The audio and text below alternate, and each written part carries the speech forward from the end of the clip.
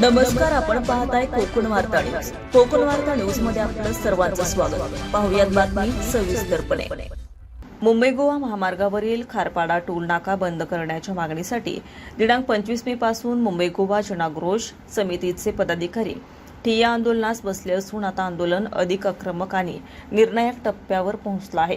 तसेच दिनांक 29 मे रोजी सकाळी 7 वाजल्यापासून आंदोलनकर्त्यांनी आमरण उपोषणाला सुरुवात केली आहे. मात्र अत्यंत संतापजनक बाब म्हणजे अजूनपर्यंत पनवेल ग्रामीण पोलीस प्रशासन, NHAI अधिकारी, संबंधित शासकीय यंत्रणा, आमदार, खासदार किंवा कोणत्याही राजकीय नेत्यांनी उपोषणकर्त्यांनी साधी भेटही घेतली नाही.